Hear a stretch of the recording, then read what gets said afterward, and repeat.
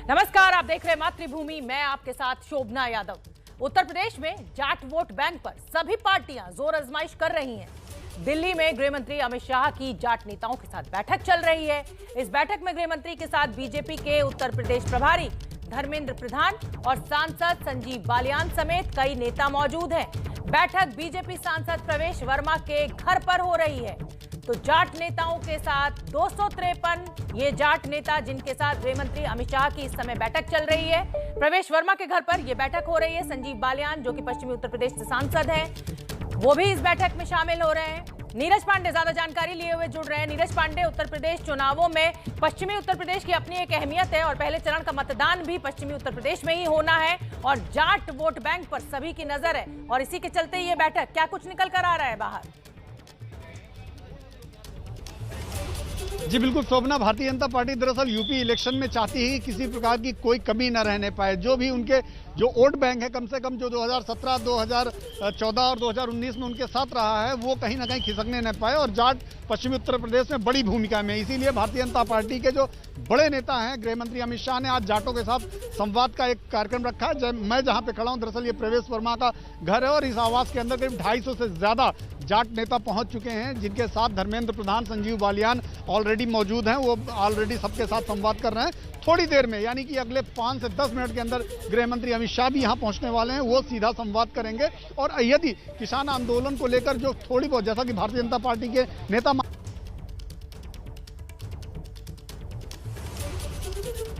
नीरज से हमारा संपर्क टूट गया। हम कोशिश करते हैं कि दोबारा हम उन तक पहुंच पाएं, उनकी आवाज सुन सकें। और ये तस्वीरें प्रवेश वर्मा के घर से हम आपको दिखा रहे हैं। 253 जाट नेता इस समय यहां पर मौजूद हैं। गृह मंत्री अमित शाह पहुंचने वाले हैं। प्रवेश वर्मा को आप देख सकते हैं उनके घर पर। ये एक बहुत अहम बैठक इस समय शुरू होने जा रही है। गृह मंत्री अमित शाह का इंतजार पश्चिमी उत्तर प्रदेश में जाट वोट बैंक को साधने की एक बड़ी कोशिश। संजीव बालियान भी इस बैठक में मौजूद हैं और ये तमाम वो जाट नेता जो पश्चिम उत्तर प्रदेश से आते हैं। किसान आंदोलन के चलते जो ये कहा जा रहा था कि ये जाटलैंड का वोट बीजेपी से छिटक सकता है, उसको साधने की पूरी कोशिश इस बैठक के जरिए की जा रही है। समाजवादी पार्टी और आरएलडी का गठबंधन, यानी जयंत चौधरी की जो पार्टी है वो समाजवादी पार्टी के साथ गठबंधन में है और इसीलिए ये माना जा रहा था कि जो जाट वोट है वो आरएलडी के चलते सपा के खाते में जाएगा। और हम आपको बता दें कि अखिलेश यादव को जयंत चौधरी के साथ गठबंधन करने के बाद जाट मतदाताओं को खुश करने की उम्मीद है, तो बीजेपी अपने दिग्गज नेताओं को लामबंद करती नजर आ रही है। जाट नेता और भारतीय किसान यूनियन के प्रवक्ता राकेश टिकैत क्या सोच रहे हैं, उनसे बात की हमारी संवाददाता मनोज्ञा लोईवाल ने। सुन लेते हैं राकेश टिकैत को। मुजफ्फरनगर जिले की एक खासियत है, यहाँ से शुरू हुआ आंदोलन पूरे देश को हमेशा पहुंच भी जाता है और अपना मकसद पहुंचाकर कामयाब भी हो जाता है। इस पर बात करने के लिए हमारे साथ हैं राकेश टिकैत साहब। किसान आंदोलन का चेहरा रहे हैं आप। अब क्या किसान आंदोलन कहाँ पर खड़ा है आज की स्थिति? ये तो ठीक खड़ा आंदोलन तो हमारा, जहाँ पे भी जिस भी स्टेट में किसानों की समस्या होती है तो वहाँ पर जाते हैं और किसान आंदोलन अपने ठीक उस पर खड़ा हुआ है। अभी बात हो रही है चुनाव की। किसान के लिए खास तौर से मुजफ्फरनगर जिले में 6 की 6 सीटों पर सभी ने एक ही धर्म के अनुयायी उतार दिए हैं उम्मीदवार के तौर पर, जबकि 40% से ज्यादा मुसलमान यहाँ पे वोटर हैं। कैसे देखते हैं इस गणित को? और तार दिन तो जिसको जहाँ से फायदा होता है तो वो कैंडिडेट उसको उतारता है, उतार लेने दो, उससे क्या फर्क पड़े। यहाँ तो सब किसान हैं, मजदूर हैं, दुकानदार हैं, वे हैं। बीजेपी कहती है सब किसान हमारे साथ हैं। हाँ तो होंगे उनके साथ। आधे रेट में किसान अपनी फसल बेच के जहाँ पे वोट देना चाहता हो दे लगाओ, हम क्या मना कर रहे हैं उनको। और उनको कह लेने दो जो कुछ वे कह रहे हैं। भाई 13 महीने का दिल्ली में आंदोलन चला के और जिसको वोट जहाँ देनी दे लगाओ। यहाँ से सांसद कभी नरेश टिकैत साहब से मिलते हैं, कभी आपसे मिलते हैं, मुलाकात होती है, बात क्या होती है? नहीं तो बात तो होती रहती है ना, मुलाकात तो कोई कर लो, तो सार्वजनिक घर हैं तो यहाँ तो सभी लोग आते हैं, सभी मुलाकात कर रहे हैं। कल एक बसपा वाले ने कहीं रास्ते में मिल गया, उसने फोटो खिंचवा कर उसने डाल दिया। कल को तीसरा मिलेगा, तो यहाँ तो सब लोग आवे हैं, हमें किसी से कोई एतराज नहीं। ये तो जनता अपने आप देख लेगी उनको किसको कहाँ वोट देनी, जनता समझदार है, अपने आप कर लेगी। पंजाब में एक बड़ा मुद्दा आ रहा है पाकिस्तान का। चुनाव के समय ही बात क्यों? ये तो पैरोल पाता है वहां से, चुनाव के टाइम पे उसका नाम लेते हैं तो उसके नाम से लगता है कि वोट बट जाएगी, वोट आ जाएगी, उसका नाम लो पाकिस्तान का। ये तो यहाँ पे भी चलता था, हिंदू मुस्लिम जिन्ना पाकिस्तान, यहाँ से उत्तर प्रदेश से तो पाकिस्तान का तो नाम हट गया, लेकिन हिंदू मुस्लिम और जिन्ना चल रहा। वो 2.5 महीने के सरकारी पैरोल पे यहाँ पे हैं, उस पर भी अभी काम कर रहे। 15 मार्च तक यहाँ पे रहेंगे, उसके बाद चले जाएंगे। देश के गृह मंत्री पर्चे बांट रहे गाँव गाँव जाके, तो कहाँ ले जाना चाहते हैं? ये तो बहुत शांति प्रिय क्षेत्र है। ये तो पूरे जो बेल्ट है गन्ने की बेल्ट है, मिठास की बेल्ट है, ये कड़वाहट की है ही नहीं। ये प्रयोगशाला नहीं बननी अब मुजफ्फरनगर नए। तो उत्तर प्रदेश का चुनाव जातिगत समीकरणों पर लड़ा जाता है और इसी जातिगत समीकरण को साधने की कोशिश हर पार्टी के द्वारा की जा रही है। पश्चिम उत्तर प्रदेश में जाट वोट बैंक एक बहुत अहम वोट बैंक है और कहा जाता है कि जाटों का वोट जिस पार्टी को जाता है उसी पार्टी की जीत होती है पश्चिमी उत्तर प्रदेश में। और इसीलिए ये दो तस्वीरें बहुत अहम हो जाती हैं। गृह मंत्री जाट नेताओं के साथ बैठक करने जा रहे हैं। प्रवेश वर्मा के घर पर यह बैठक होने जा रही है। 253 जाट नेता इस बैठक में हिस्सा लेंगे और उधर अखिलेश यादव और जयंत चौधरी का जो गठबंधन है वो पूरी उम्मीद लगाए हुए बैठा हुआ है कि क्योंकि जयंत चौधरी समाजवादी पार्टी के साथ हैं इसलिए जाटों का वोट तो इस गठबंधन के साथ ही आएगा। और चलिए अब बात एक और चुनावी राज्य पंजाब की। उन्होंने रिक्वेस्ट की है कि अगर सिद्धू को आप अपने गवर्नमेंट में ले सकते हो तो ले लो। कहाँ से पाकिस्तान की बात कर रहा हूँ। 5 साल बाद सुता उठा, मैं कहना उन्होंने अमृतसर ले जाओ, तारा तूरा लवाओ और थोड़ा करे। साहब शायद ये कहना भुल गए, डीजीपी भी पाकिस्तान ले गए तो लाया सी। क्लीन मेजोरिटी 2/3 मेजोरिटी एससी सीटां से आ गई। पंजाब बॉर्डर सूबा है, पंजाब नूं ऐजा ही गठजोड़ चाहिए जिहड़ा स्टेबल होए। महत्वपूर्ण सुरक्षा के विषय के लिए पंजाब का स्टेबल रहना और मजबूत सरकार बनना यह देश की आवश्यकता है, यह प्रदेश की आवश्यकता है। तो देखा आपने पंजाब की जो राजनीति है ना वो दिलचस्प मोड़ पर है। इस समय उम्मीदवारों के नामों का ऐलान हो रहा है। कैप्टन अमरिंदर और नवजोत सिंह सिद्धू में जुबानी जंग खूब जोरदार तरीके से जारी है। कांग्रेस में भी मुख्यमंत्री पद को लेकर पेच फंसा हुआ है, चन्नी या फिर सिद्धू। और इस सवाल को लेकर एबीपी न्यूज के सी वोटर ने जो सर्वे किया है उसका जवाब बेहद चौंकाने वाला है।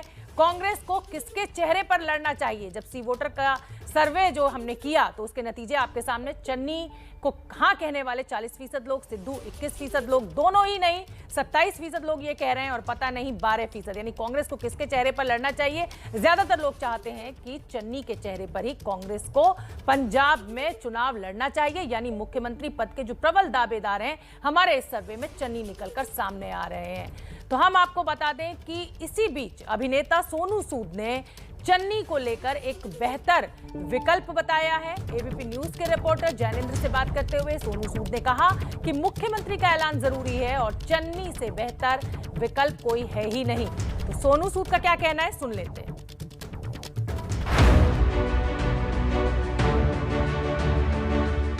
मेरे साथ सोनू सूद हैं जो किसी परिचय के मोहताज नहीं है।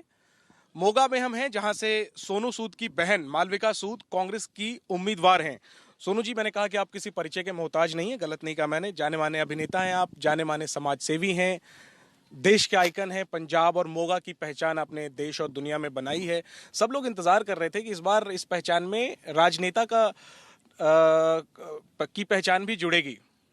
बहन लड़ रही हैं लेकिन आप राजनीति में अपने आप को पीछे रखे हुए हैं। आप खुद इस बार क्यों नहीं राजनीति में आए? मुझे लगता है कि अभी थोड़ा समय है, क्योंकि जो एज एन एक्टर तो जो मैं कर रहा हूँ, फिल्म्स भी आ रही हैं, रिलीज भी हो रही हैं, शूट भी कर रहा हूँ। लेकिन मैंने जो लोगों तक पहुंचने का जो सफ़र शुरू किया था वो भी थोड़े से बड़े लेवल पर मैं कर रहा हूं। कुछ हॉस्पिटल्स खोलने की कोशिश कर रहा हूं छत्तीसगढ़ में, तेलंगाना में, पंजाब में, और ओल्ड एज होम की तैयारी है। तो ये जो सब चीज़ें कर रहा हूं, मुझे लगता है कहीं ना कहीं ऐसा ना हो कि मैं राजनीति में आऊँ और सब चीज़ें जो हैं बैक सीट पर ले लें, क्योंकि इतना अभी बड़े स्तर पर काम किया और मैं पूरे देश में कर रहा हूँ। तो मुझे था कि ऐसा ना हो कि यहाँ पर सीमित रह जाऊँ, तो इसलिए थोड़ा वक्त है, कुछ और साल लगेंगे। अभी भी आऊँगा राजनीति में, तो मैं मैं 100% आऊँगा। मैं वो नहीं रहूँगा कि मैं शायद बॉम्बे में एक्टिंग भी कर रहा हूँ तो यहाँ पे राजनीति में आएंगे, ये पक्का है? मुझे ऐसा लगता है कि मैं कर सकता हूँ अच्छी। लोकसभा चुनाव 2024 नहीं, उसमें भी अभी बहुत करीब है ये तो। अगला मैं भी शायद। सोनू, अब अगर हम बात करें इस बार जो आपकी बहन जो लड़ रही हैं, आप उनके साथ हैं, हालांकि आप सीधे तौर पे तो कैंपेन नहीं कर रहे हैं, लेकिन एक भाई का जो फर्ज है वो आप निभा रहे हैं, मैं देख रहा हूँ।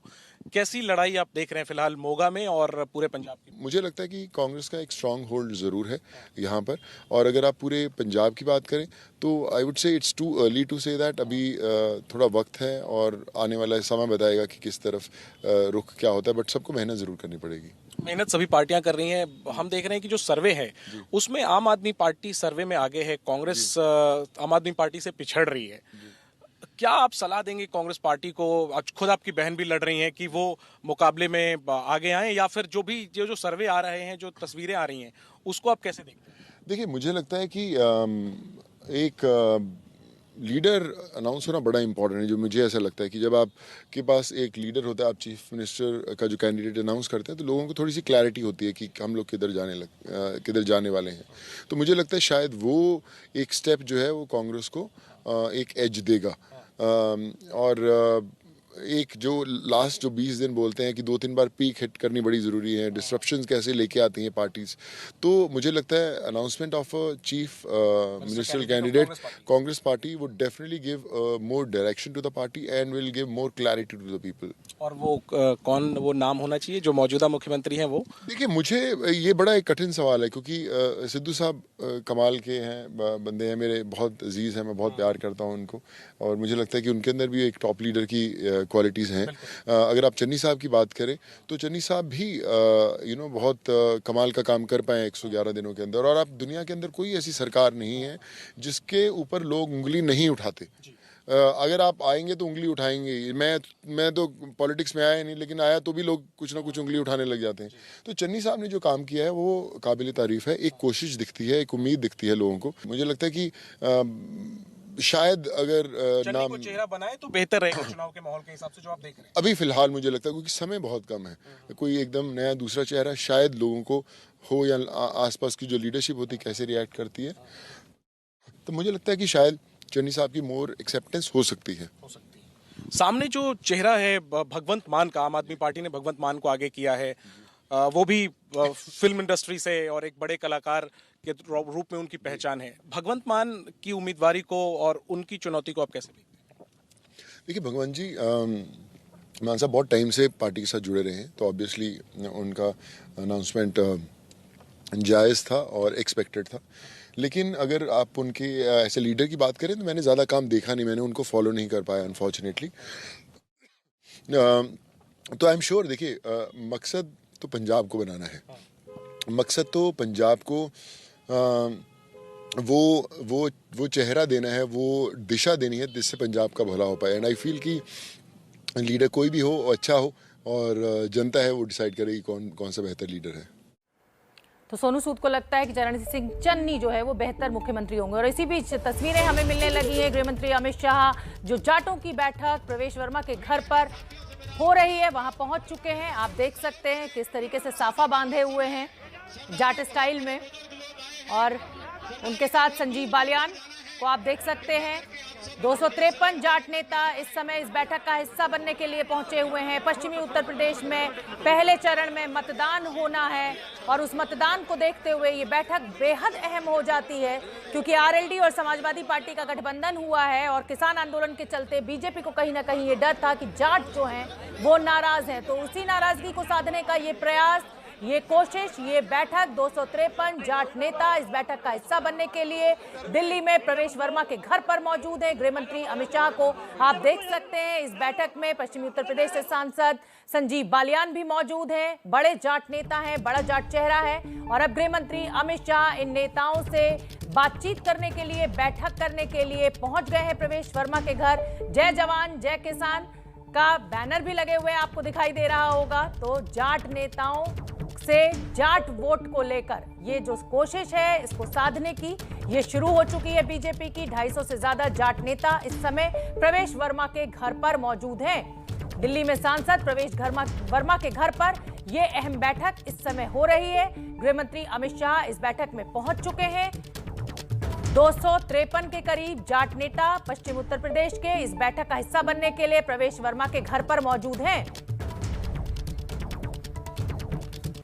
एक बार फिर आपको दिल्ली से सांसद जाट नेता प्रवेश वर्मा के घर लिए चलते हैं, जहां पर पश्चिमी उत्तर प्रदेश के 250 से ज्यादा जाट नेता मौजूद हैं और वहां पर गृह मंत्री अमित शाह की ये तस्वीरें आप देख सकते हैं। उनको साफा बांधा जा रहा है। संजीव बालियान वहां पर मौजूद हैं और तमाम पश्चिम उत्तर प्रदेश के वो जाट नेता वहां मौजूद है। प्रवेश वर्मा खुद ये साफा बांधते हुए अमित शाह को, तो जाट वोट बैंक को साधने की ये एक बड़ी कोशिश बीजेपी की आप देख सकते हैं। खुद अमित शाह जो कि बीजेपी के चाणक्य कहे जाते हैं, राजनीति के शहंशाह कहे जाते हैं, वो खुद वहां पहुंचे हुए हैं।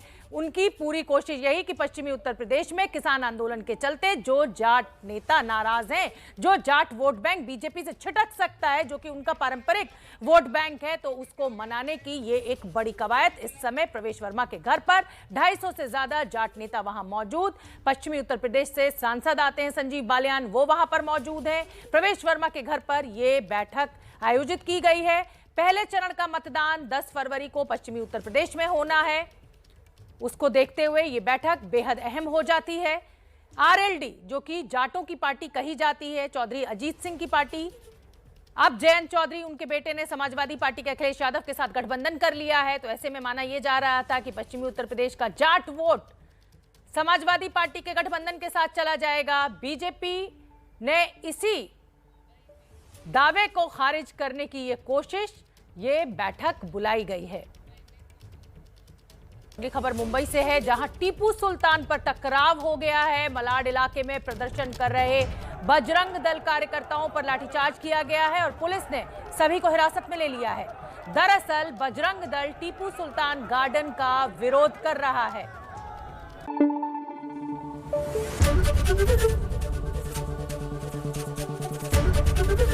एबीपी न्यूज आपको रखे आगे।